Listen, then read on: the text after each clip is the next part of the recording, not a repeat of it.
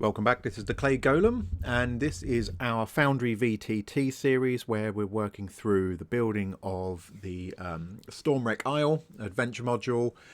We're not using any additional add-ons for VTT, we're just using all the basic tools to build this, learning as we go.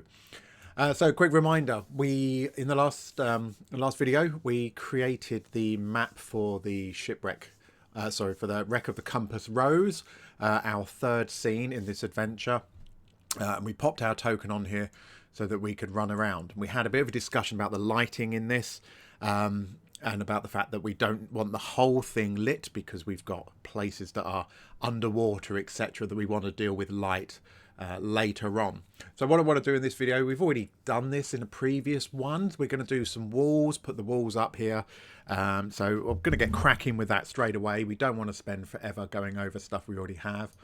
It's going to be simpler to kind of zoom in here. And it's definitely these rooms here that we need to make sure it's obvious that these are actually rooms. So we're just holding down control so that we can put in multiple walls. And when we let go of control, that's going to be our final node. Right click to get rid of that. And then we're going to add in some more. So my next node is going to be here, holding down control. I'm going to put a doorway there. Obviously, you can see on the map that that's supposed to be a door. Another door there. So I'm just building the walls at the moment. I'll come back and convert those to doors afterwards because that's going to be much more efficient. And seal that off about there. So pick this node here, double right click, there we go. And as we can see, we've already got the movement, light, sight restrictions, etc. that we want on, because we're going to have this as a solid door. But we want to change this door configuration, make it a door. It's going to start off closed, and if we want, we can put a sound on it. I think a creaky door for this one. Yeah, that will do just fine. So we'll update that wall there. And as you can see, it's changed color to make sure that we know that this is a door.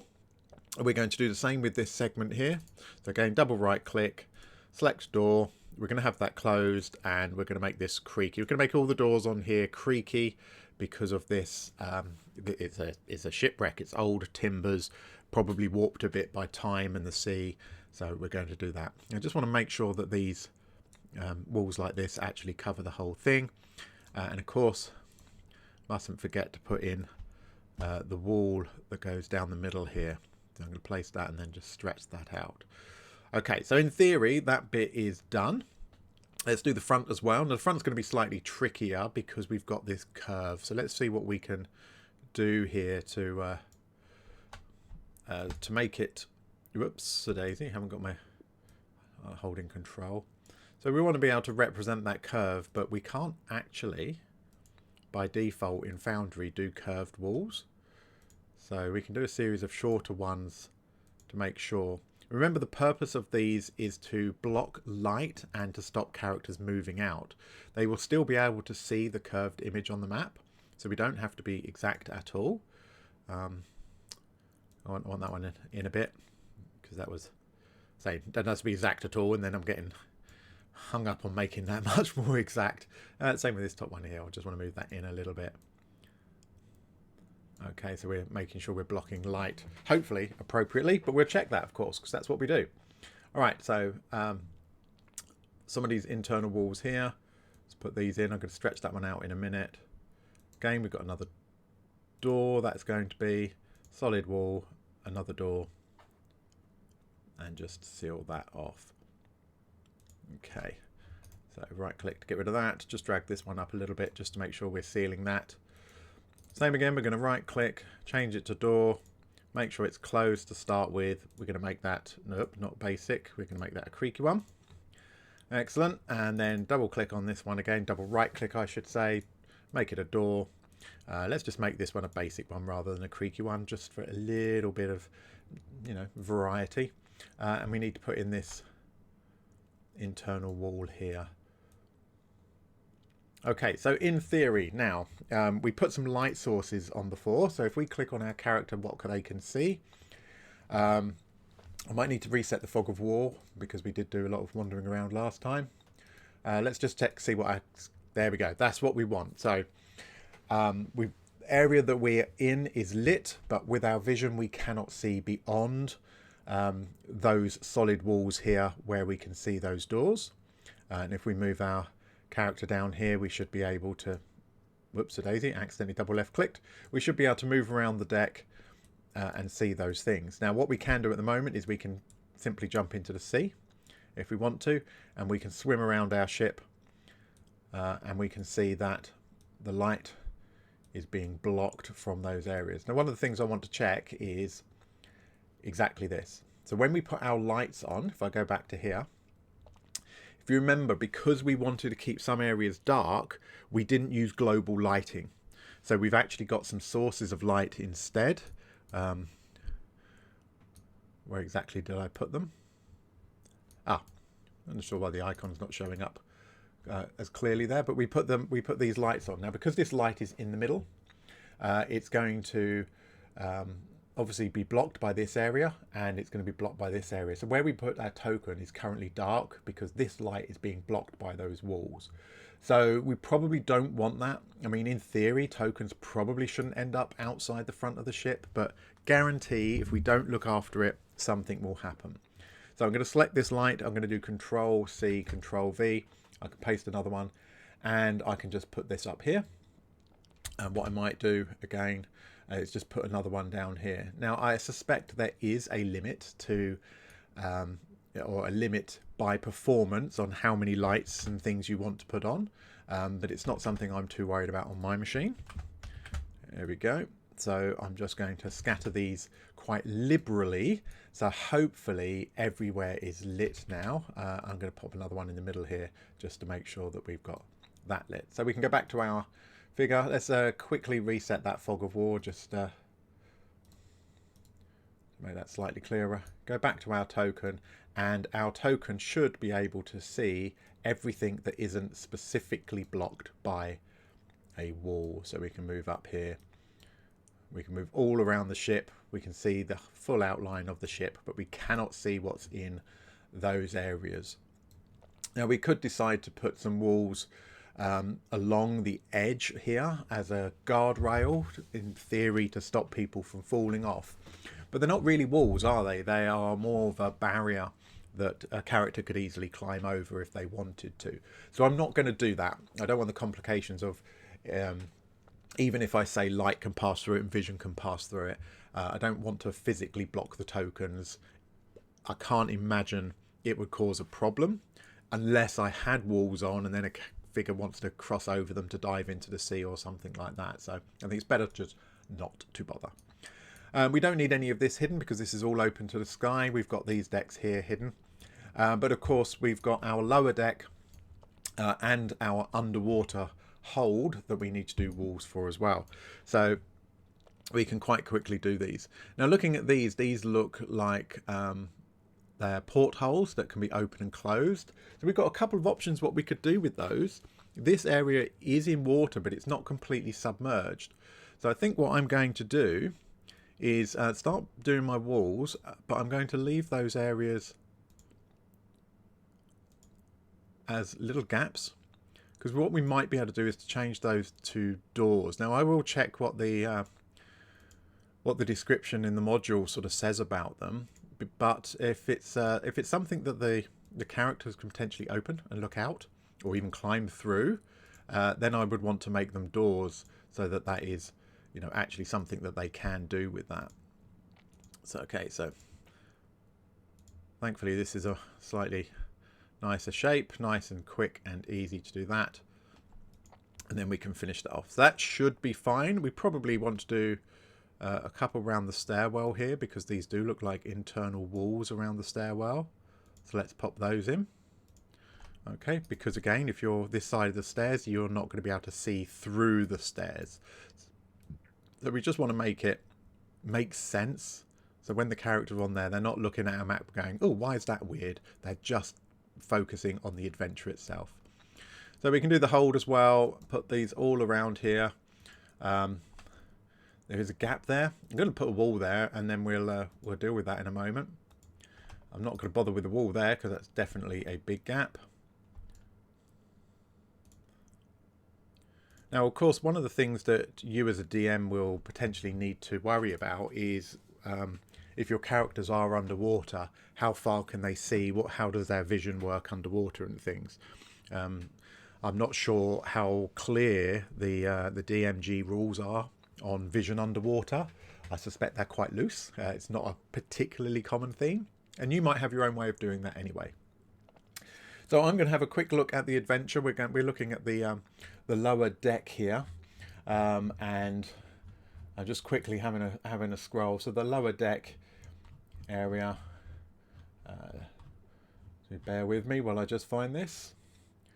And that talks about the fact that, yes, there's some things in here. The hole in the hold is there. It says, so descent to the lower decks is chilly, wet and unsettling. Seawater obscures the floor and sloshes against the hull. Decaying crates and barrels are scattered around, some floating freely, others stacked in corners. You hear splashing as a walking corpse lumbers towards you. So you've got some zombies in here. Now, it doesn't particularly talk about those areas being openable as windows. Well, they're not going to be windows. I'm thinking they're a bit more like cannon ports, although, you know, we're talking D&D. We haven't got cannon like that. So it might be that because this is the lower deck, this is not the hold. It might be that they are windows. So I'm going to do that. I'm going to make these windows. So restrict movement, yes. Light restriction, none. Sight restriction, none. But I will leave them as sound restricted. So I'm going to do that for this. It's not a door though. I'm not going to have them openable. Of course, if a character argues they're going to smash that window and want to go through there, of course we can do a couple of things. We can either just move their token beyond it, or we could quickly pop to walls and delete that wall, get it out of the way to show that that's no longer an obstacle. So just double clicking on each of these, changing the light to none. So it's not restricting light, it's not restricting sight for any of these. You may decide to do something else with these. You might decide that they're not windows. It's obviously entirely up to you. It's just, I think that's it's going to give us ability to have a little bit of light coming through from the outside world at this level. We're certainly not going to have any light coming in like this for the hold, because that is completely underwater. Now, you could argue that if it's daylight above, there will be water penetrating. There will be light penetrating the water, and you might get some lighting through these great big gaps. Now we've done that, if we pop back to our character and pop them on here, as we move past, we can see some of these gaps here. So you could easily argue if your character was swimming past, they could look in these windows and see certain shapes and things. And if they come down from the steps, they're going to be able to see shafts of light from those windows. But generally this is quite dark. So I think from a mechanics point of view, we would definitely, because I've chosen to put windows in, I would say this is definitely going to be dimly lit, even if it's bright daylight outside. And of course, if we go to our controls and we click this transition to darkness, and we start to see the light fade, we can also see that it's getting darker inside as well, as the whole thing sort of fades. Well, not fades to black, but starts to fade out. Obviously, because we're not using global illumination, that's not transitioning as much as it did when we looked at it before, but that's absolutely fine. Okay, so I'm happy with that. With shafts of light, I think that creates a fair bit of atmosphere. So look, we're moving around. We can see out through those windows where it's much lighter outside. But we can't see much in here at all. Let's go back up. Let's go down the next set of stairs. Now, as we said, we haven't linked these in our map. There are modules, add-ons that will allow you to do that. But for our purposes, we just move. We go down those stairs. We're going to reappear over here. Okay, so here we are now in the hold. Light is being blocked by those walls, but we have got some light coming in. So if we swim out here, because we're underwater, suddenly we're back into bright light. So just just thinking about that and how this looks, I actually quite like this. So I'm going to be saying that you're in darkness here. This is dark, or at least very very dim light, because the only light is what's filtering through the water from the ends. And I actually quite like the effect that gives us, depending where the characters move. Depends on what they can and can't see, how much light there is. But it gives this idea to, you know, swim towards the light to escape. Yeah, I quite like that myself. So we're going to leave that as it is. One of the other things we potentially want to look at is some of these. I haven't put the walls around the stairs here, so I'm going to add those in now. Boop, boop, boop. And I can look at potentially doing something about all of these crates. Now, I've not done this yet, so I'm wondering, can we use something like, I mean, we can certainly use tiles and stuff to do it, but we might be able to, let's try doing drawing and see how that affects our character. Is that going to, so we can make it invisible, we can do things with the lines, but the problem is that's just going to draw over the top of what we've got. So that's not going to do what we want. The other thing we could do is draw walls around it so that we can block movement but not block vision and things, to indicate that these are stacked up higher. Characters can't just move through them. Or we could just leave them as they are, assuming these crates are, you know, they're low enough that you can see over them, for at least for human size characters. But it also gives that ability for those characters, if they want to potentially stand on top of them, well, swim on top of them if you like, because remember this is all underwater. So there's a couple of different things we can do there. Perhaps the lower deck, you know, again, there's lots of stuff here. So we could look at creating tiles to kind of replicate that furniture and things. I don't think that's necessary. I think that's potentially another level of detail that isn't necessarily adding anything to the experience of the players. I think it's quite a lot of extra work to do that, but we will certainly find a place in this adventure to use tiles and put them in so that we can at least see how that works. It's not something I've used before. We can, you know, if we want to place a tile, I think we have to actually select a tile to do that. In fact, I'm already doing it. Look, I'm doing it right now. So if we want to place a tile, we can, of course, set its appropriate size that we want. So let's say 50 by 50. It's going to shrink it down.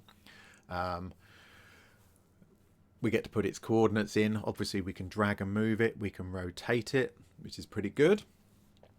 Is it overhead? In other words, can you pass underneath it? Is it a roof? So it's going to block, you know, things like weather and stuff. For crates and things, the answer is going to be no. Fade entire. Okay, so do we fade the entire tile? So I think that's, for example, if it's overhead of you, because we're on the overhead tab, as you walk under it, does it fade that tile out so that you can see the actor beneath it clearer? That would make sense. And there's also some oh, okay, so there's a video loop for it. Our first problem is that we don't have an image for a crate. So I'm wondering, because we're doing this kind of live, I'm wondering if I can very quickly, if I can find an image. If I can do it nice and quickly, we'll just slap it in.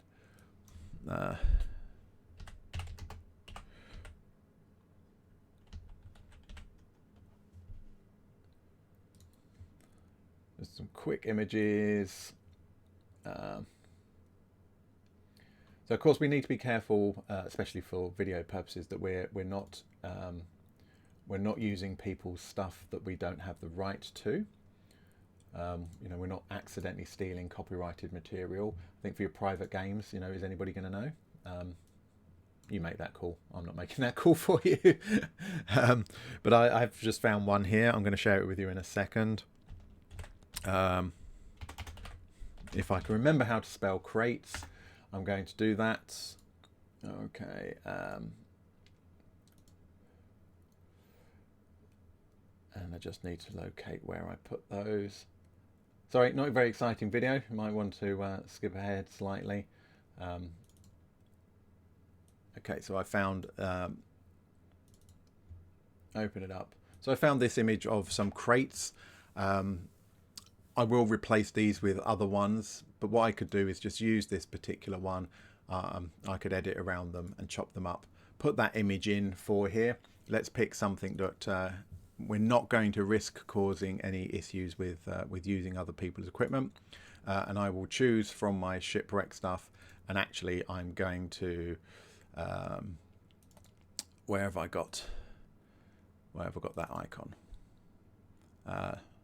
Let's use the Foundry logo, just so we can put that in, see how that works. Okay, so I'm going to select that, pop that in, create that tile, and here we go. We've got a tile. You can see we've just put that image on it, and we could use that to overlay, make it a bit smaller, and it's going to snap to a certain size. So we might need to manually edit that. That's probably about 40-40. Make it a bit smaller.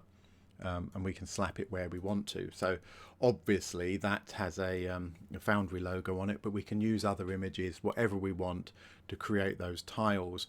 And I strongly suspect if I go to there's a tile section, isn't there? Where is it? What is items? Rollable tables, card stacks, playlists, etc. I'm not 100% sure where tiles will appear.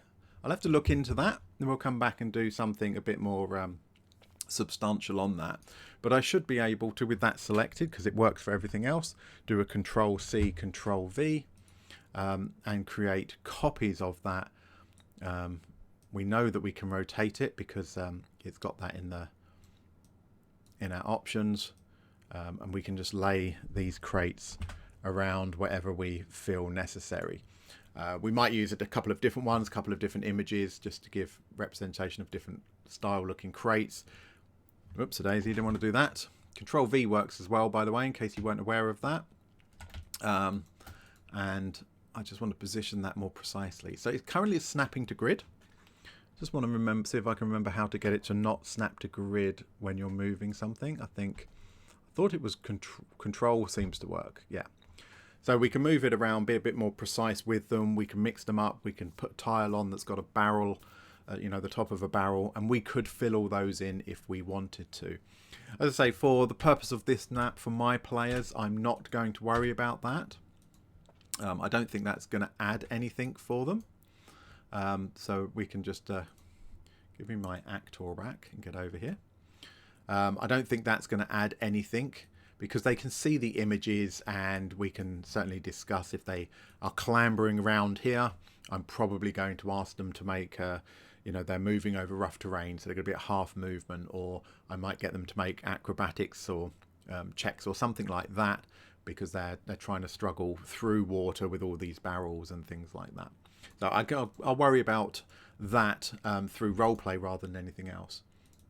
Now, what's interesting, I'm having trouble. It's asking me to update that tile. There we go. I couldn't delete it. I got it stuck. Okay, so I think this map is pretty much ready to go. The lighting and the walls are the big thing for this, and we've got those things done. What we haven't looked at, obviously, is putting in any creatures and monsters. Now, when I was looking at the module, it mentioned about the fact that there was a zombie here. So the lower deck. We've got a zombie, and it also mentions there is another undead monster, a ghoul. So let's put in on the lower deck, so down here, we're going to add our first monster onto our map. So I'm going to go to top right, I'm going to go to the compendium packs, I'm going to go to the D&D 5th edition SRD content, go to monsters, click on monsters, and that's going to bring up our search here, and I can just search in here for zomb, and that'll bring up zombie. And then remember, this is going to be an actor, so I think I can drag that straight over there. Yes, I can. I can close this window. I've got my zombie here, which means I can now just stick out as many zombie tokens as I like, and they're all individual monsters.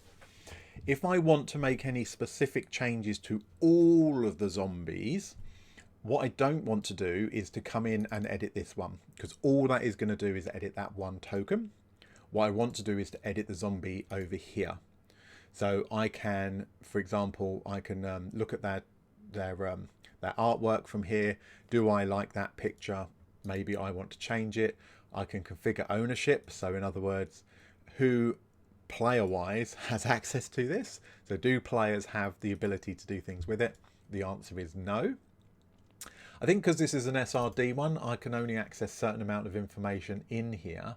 I can't necessarily change their stats and stuff, which... oh, I can. Left click. There we go. Double left click, and I can get to the character sheet, and then I can make changes. So maybe for whatever reason, I'm using specific zombies that are not the same as the normal D&D ones from the SRD.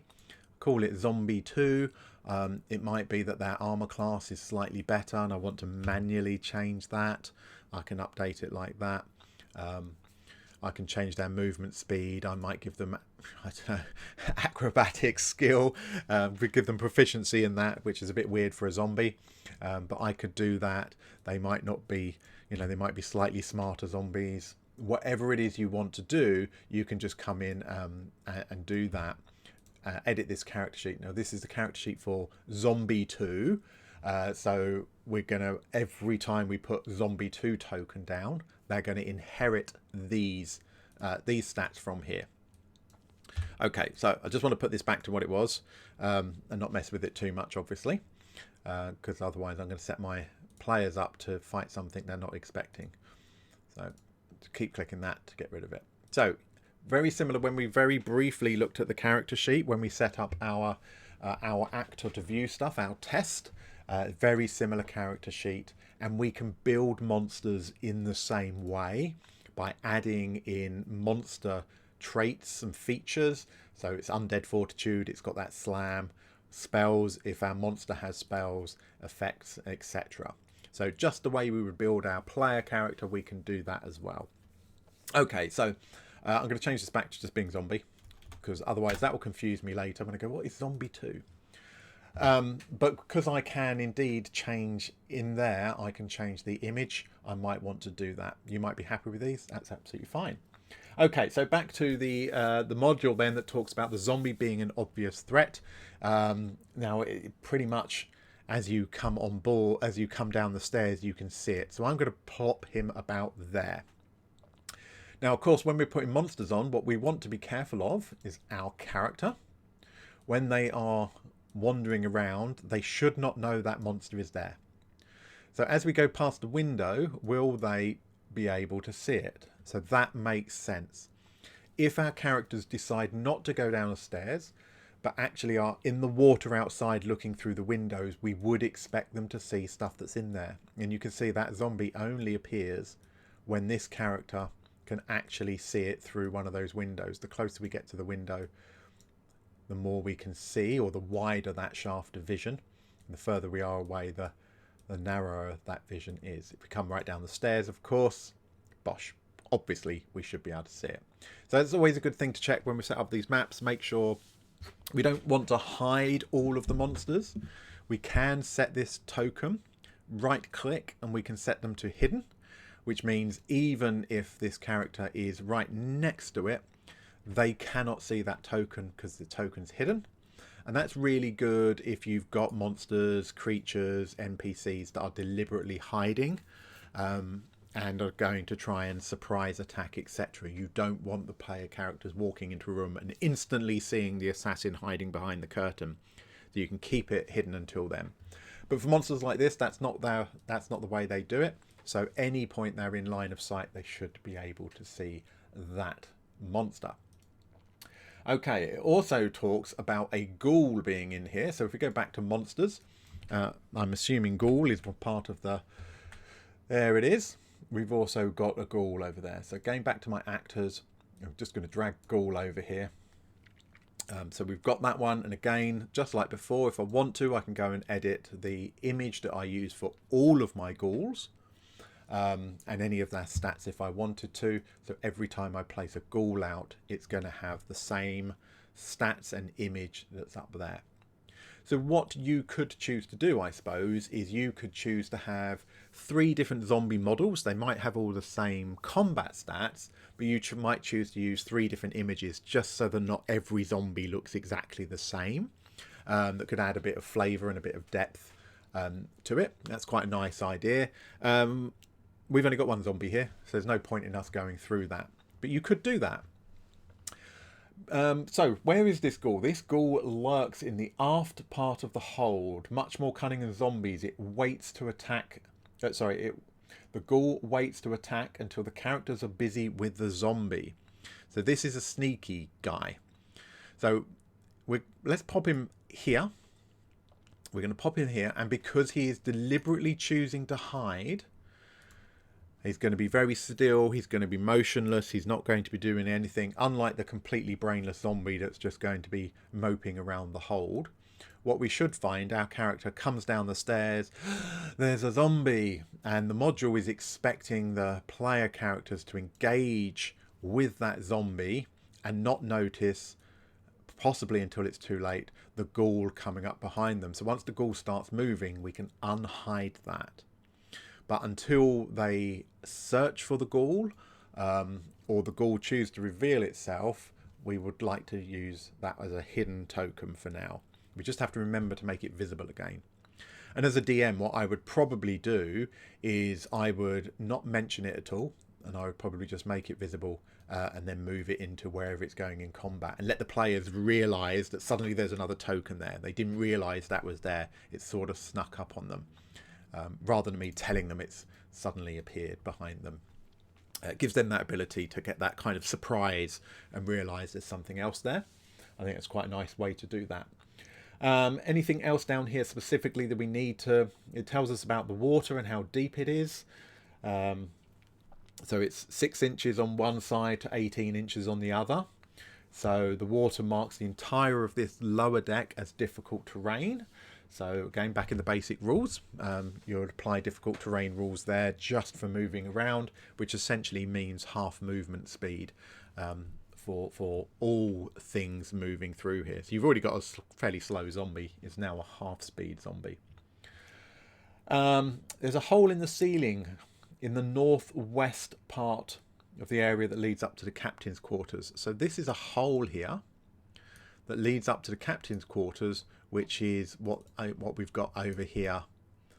So what we need to bear in mind is, while we've walled everything off, any light in here, you know, if they, I don't know, if they put bright lights in here, smash down walls and things, and this became lit, we would see shafts of light down here. We also need to bear in mind, of course, that player characters could choose to go down that hole and they appear in the lower deck from there rather than using the stairs.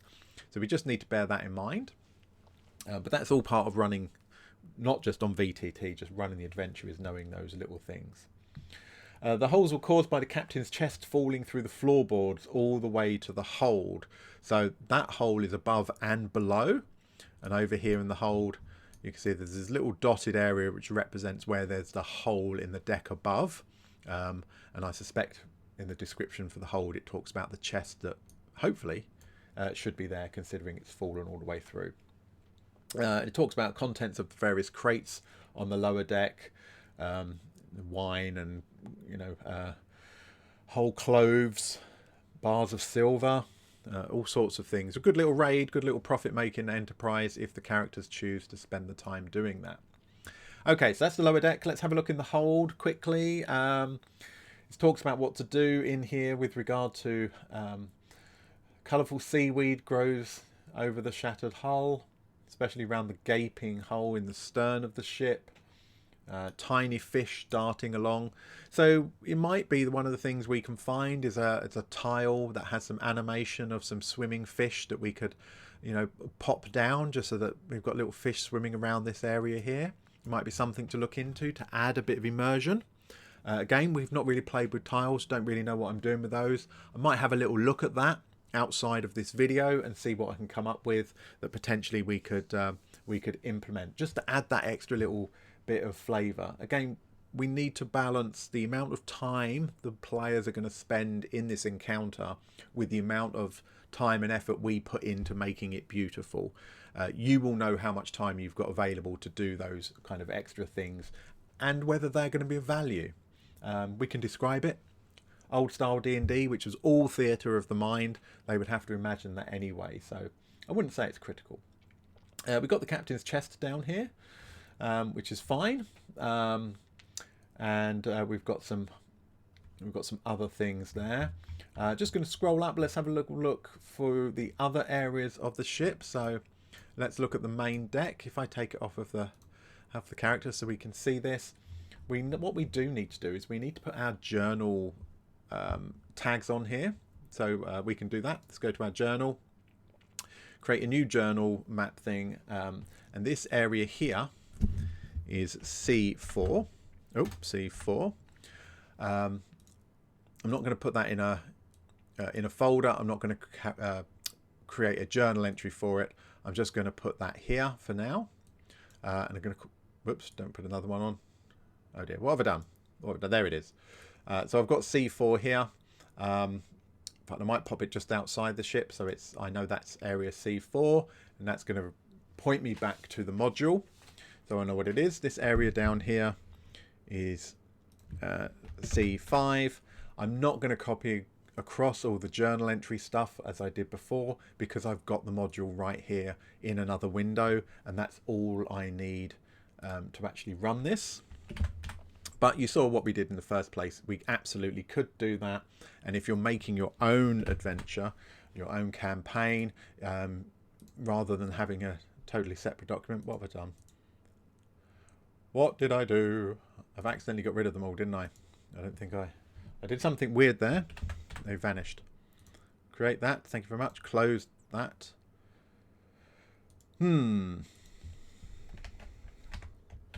This is a really simple thing that I did before without any drama, and I think it's because I didn't update the map note. Now it's staying. There we go. Right.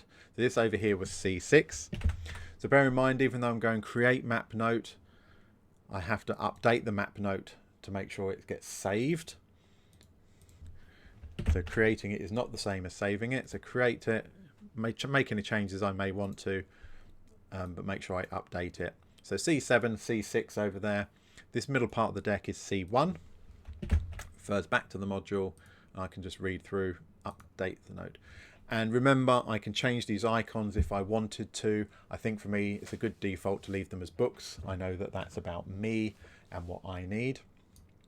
So having a quick look through this main deck, then it's going to talk about a harpy that later will return, and the harpy will be returning to this part of the ship. So this is a good part to add that harpy monster on, but it's not here when the characters first arrive. Make sure we add it to our actors over here. We can make any changes to the image, etc., and we can drag this on. So because the harpy is not going to be here when the adventurers first get here, this is one we want to hide it, and we can reveal it later. We could choose to wait until that harpy appears when we're running the game with our players, then find it and add it to the map. The problem with that is then suddenly you're trying to find things amongst menus, and that could delay the flow of the game. By me having it right here, one, it's really easy for me to just right click and go, you know, here's a harpy in your face, and by revealing it and cracking on with that adventure. But two, it also reminds me that this harpy is coming back at some point. Whatever else is going on, I will remember that harpy is a factor here. Okay, so the main deck, that's the only thing we have going on with the main deck in the middle here, is this harpy that will return. The forecastle has no monsters or creatures in it. The quarter deck, so let's just so that was C3, which was the quarter deck. That's over here, so we need to put these ones on as well, of course. Again, we're just going to add our map notes. This one here is C2. So create our map note, update our map note, and at the back here, this is C3, the quarter deck, C3, create our map note and update it. Okay, so we know that nothing's going on in the forecastle up at here, but in the quarter deck, it talks about splinter remains of a mast jut up from this rear deck, so you can see that on the represented on the map. The ship's wheel is askew, dislodged from its mechanism. The wheel bears the name of the ship, the Compass Rose, engraved and inlaid with mother of pearl. So they're going to know that if they actually look at the wheel. If the character turns the wheel, it snaps free from its axle and falls. If the characters try to catch the wheel before it hits the deck, ask them to make a dexterity saving throw. On a failed, it hits the deck with a loud thud and catches the attention of the zombies in area C4. So in other words, if they drop it, it's going to wake up the zombies here. But there's not actually any zombies in this area. They're in the area below. Remember, there's a hole in the deck in this room that goes down, but not one that comes up. So anything they do up here that is too noisy might disturb the dead that are below in this captain's quarters down here. So moving on to the captain's quarters, then it talks about the doors crashing open to reveal 2 drowned sailors.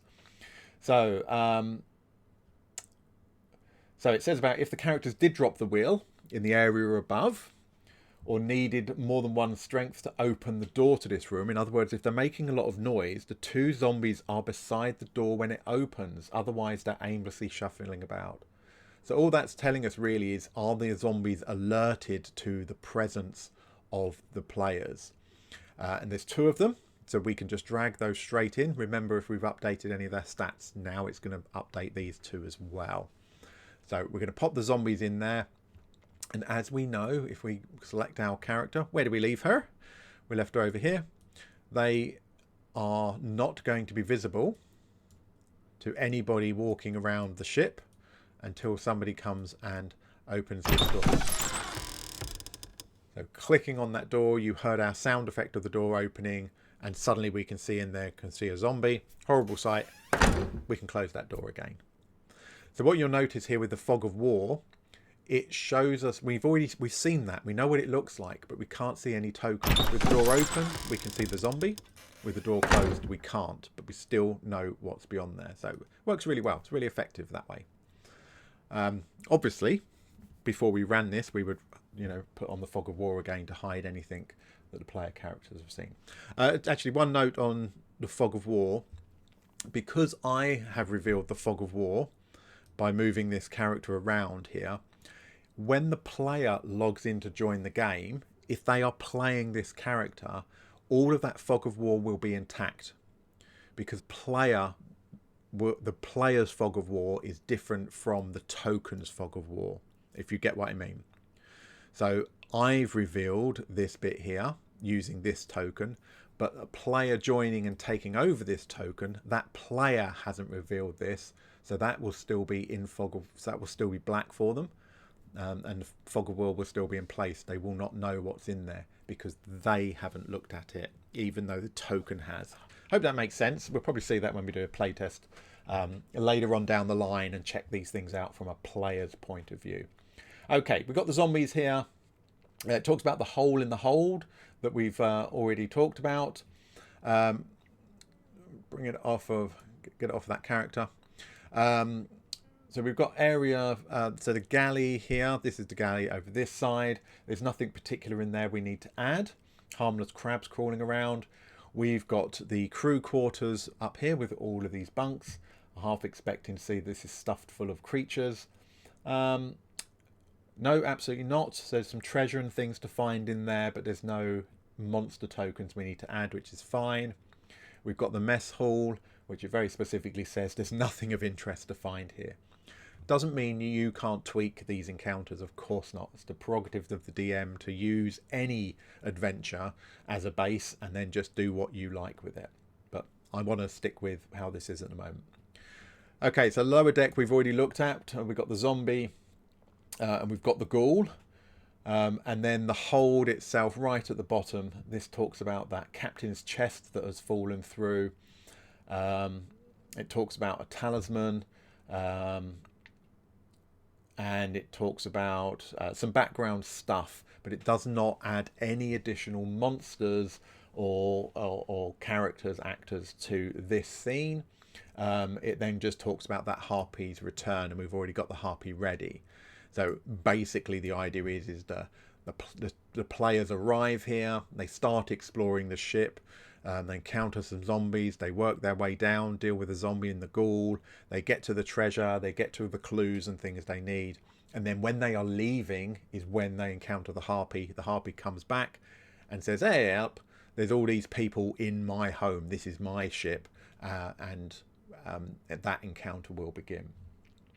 So essentially, without adding on potentially animated fish, without adding on tokens for barrels, which I really do not think is necessary for this encounter, but we had a little look at them. This map is okay to go. Do we want to add some sounds of waves lapping things? Yeah, absolutely we could. We could add those immersion things in. And I think we'll probably do that as a separate video where we'll go through, check all of our scenes that we're happy with them, with the lights, get our player character to move around and explore with the lighting to make sure that everything's okay. And then we'll look at sounds and we'll go through. I will need to find some appropriate sounds for each scene. Just download a whole bunch. We can add all those sounds on and then take that player character through again. And just walk through all of these scenes as if they were undertaking that adventure to make sure everything joins up nicely. The lighting with the walls, the doors, what they can see, what they can hear, and do that all as one go. So just to summarize, where are we? We now have the main map for Stormwreck Isle that we have done. We have done quite a lot of work on the Seagrow Caves with regard to its lighting, its walls, its various areas to explore. This is ready to go. We had a little look at some noises here, but we want to improve those. And we've got the compass rose set up good enough at the moment, it appears, for us to run this encounter and it be perfectly acceptable. There's no drama with that. So the very last thing I want to do in this video is looking at this actor screen. It's starting to get, I mean, we've only got 4, but this is very quickly going to get busy. So what I'm going to do is create a folder here, and I'm going to create a folder, one called players, if I can type. Okay, and I'm going to dump my test player into that players folder. I'm also going to create a folder and I'm going to call it NPCs. So that's going to be for all of the actors that they're going to interact with that aren't monsters. They're going to talk to, they're going to trade with, etc. And I'm going to create a folder and I'm going to very imaginatively call it monsters. And I'm going to take my zombie, drop it in there, my harpy, drop it in there, and my ghoul, drop it in there as well. Just so we can help keep this a bit tidier as we start to add more and more actors to our scene. Now, of course, you might break down these folders in any way you like. If this is going to be part of a larger campaign, you may have a players folder, and then you may have monsters for the Stormwreck adventure, and then you might have a different monsters folder for whatever it is they're going on to do next. All right, so that brings us to the end of this video. I hope this has been quite straightforward. We've not really done anything new here we haven't done before, except add a couple of monsters on, which was really simple. You saw how easy that was to do. We just find them, drag them on, and that's it. They're ready to go. Leave a comment, please leave a like on the video, subscribe so that you can be notified of the next video that will be coming out hopefully in a few days as we continue to build on this. We've got one more main encounter map to produce. We should do that all in one session, including lighting and everything else. We are getting quite a bit quicker with these now. We can slap it all together much more efficiently. Thank you for watching, take care, and see you soon.